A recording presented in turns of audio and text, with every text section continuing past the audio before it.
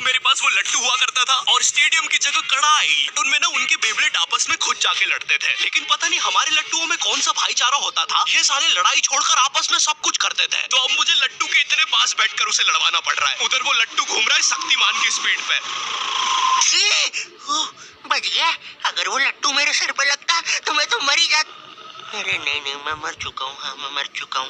लगा था वो लट्टू मेरे सर पे। बेबलेट वाले शो में ना उनके बेबलेट से एक बीस्ट निकलता था, लेकिन हमारा 5 वाला लट्टू कोई बीस्ट नहीं निकालता था। ये अगर कुछ निकालता था तो वो बच्चों के मुंह से दांत या आंख और कभी कभी तो चिंगारी भी निकल जाती थी। वो रोड पे जम से फेंक दो तो अब बीस्ट वाला फीलिंग देने के लिए हम बुलाते थे मोनू और बाबू को। देखो हम सबके बचपन में एक ऐसा दोस्त तो होता ही है जिसे देखकर हमेशा ऐसा लगता था कि ये सीमेंट के बोरे से उठ के आया है। पूरे समय उसके बालों से सरसों के तेल के हक्कापे की बदबू आती रहती थी। हाँ, यही दोनों थे मोनू और बाबू। ये दोनों बनते थे हमारे बेबलेट के बीस्ट। वैसे कायदे से तो इन दोनों को किसी तेलुगु पिक्चर में तेल और गू नाम के दैत्य या तो असुर बनना चाहिए था। खैर, तो ये दोनों लट्टू के पीछे बीस्ट बनकर लड़ाई करते थे। कभी कभी तो ये लोग अपने ही किसी गेम में बिजी रहते थे। गोटियों का बादशाह, ला मेरे गंजे। ओए वो देख चिड़िया। किधर है चिड़िया? किधर है? कोई बात नहीं दोस्त, तुझे तो पता ही है बाबू ऐसा ही है। तुम्हें पता है ना ये कितना जरूरी सामान है। वो देखो चिड़िया। किधर है? अरे किधर है चिड़िया?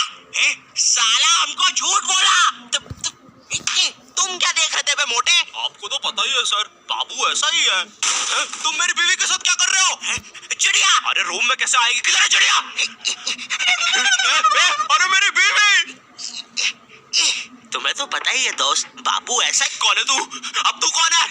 मैं तुम्हारी पत्नी का तीसरा बॉयफ्रेंड। अपनी बारी का इंतजार कर रहा था। और बस मैं ही नहीं, हम सब अपनी बारी का इंतजार कर रहे थे। चलो, वो जा चुकी है। भाई चलो चला जाता। हमारे मोहल्ले के लट्टू वर्ल्ड चैंपियन थे सोंटी भैया, और इनके पास था एक विनाशकारी मूव। जब लट्टू पे लगेगा तेल, होगा मौत का खेल।